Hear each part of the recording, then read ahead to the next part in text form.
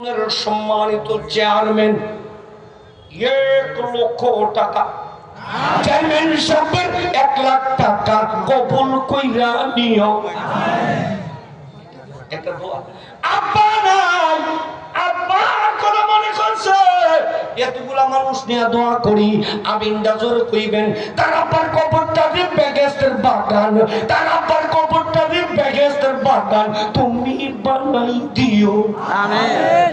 1,00,000 টাকার প্রয়োজন হলো 2 জন, 3 নম্বর ভাই তোমার ডাকে নারে তাকবীর।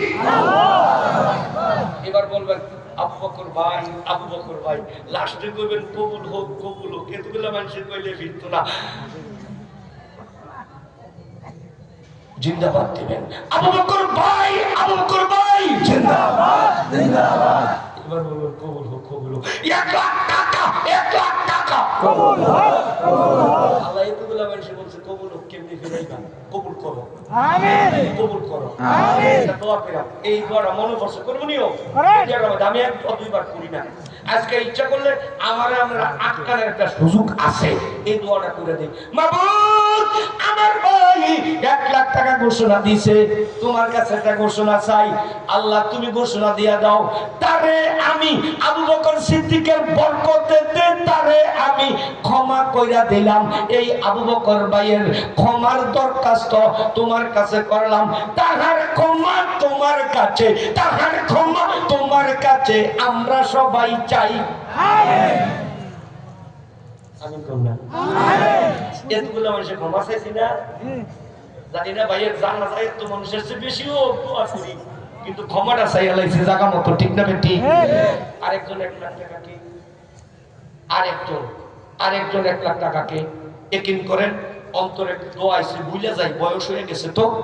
একটা মানুষ যদি এই মুহূর্তে 1,00,000 টাকা লিখতো, এই কলিজার দোয়াটা মুখটা দিয়া তার জন্য করে দিতাম। আসেনি একটা ভাগ্যবান ব্যক্তি।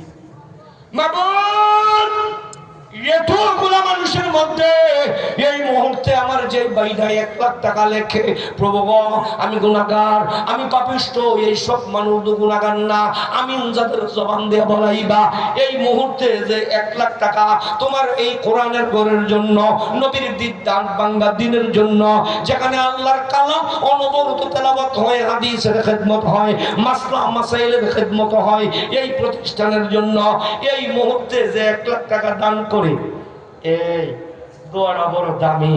তাই এই দোয়াটা এটা যদি কবুল হয়ে যায়, তার জীবনে আর কিছু লাগতো না। আসেননি একটা মানুষ, রাজা দোয়ার মধ্যে একটা দোয়া আমার মনে পড়ছে। আসেননি একজন 1,00,000 নাই, 1,00,000 নাই, একজন তার আসে আয়া বসে, বেগাইয়া বসে টেয়ার নেই।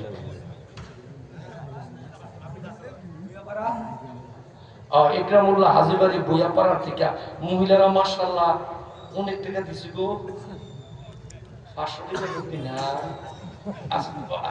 1,000ও আছে। আমিন আমিন।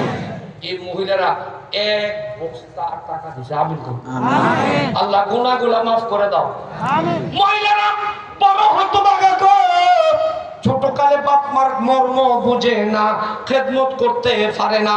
যখন মর্ম বুঝে তখন বিয়া দিয়া ফেলে, খেদমত করতে পারে না।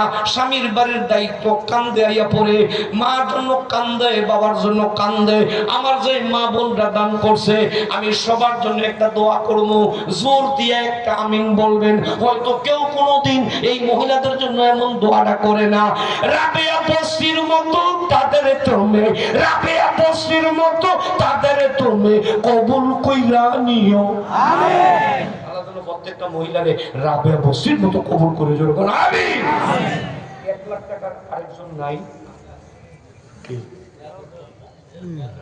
রিয়াজুল ফকর ভাই কইলো ভাই বইলা দিছে। আহা আমরা কিন্তু লেখা আছে রিয়াজুল ফকর সাহেব 1,00,000 টাকা। আমি বল দেখেন এই দোয়াটা বাদ খাইতে আছে, কাল লাগা করবো, কাল লাগা করবো, পাইয়া গেছি, পাইয়া গেছি। আমিন কর, আমিন কর না। দোয়াটা কি দেখেন তো দামিনী। মাবুদ আমি মরবো, সবাই মৃত্যুবরণ করবে, রিয়াজুল ফকর সব মারা যাইব, আল্লাহ হায়াতটা লম্বা করে দিও। আমিন।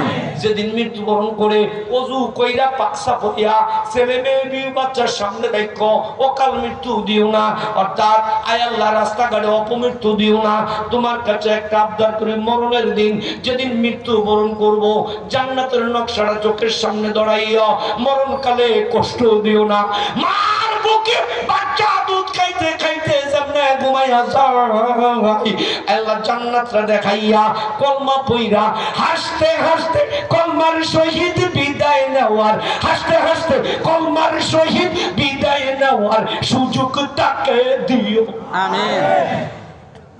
এই দোয়াটা আজকে কারোর জন্য করতাম না, আল্লাহ কবুল করো, আমিন।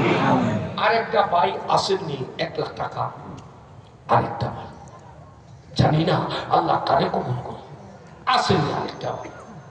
মাবুদ প্রভু গো, আরেকটা মানুষ চাই 1 লাখ টাকা, জানি না কারে এই মুহূর্তে কবুল করো, জোরে বলো আমিন।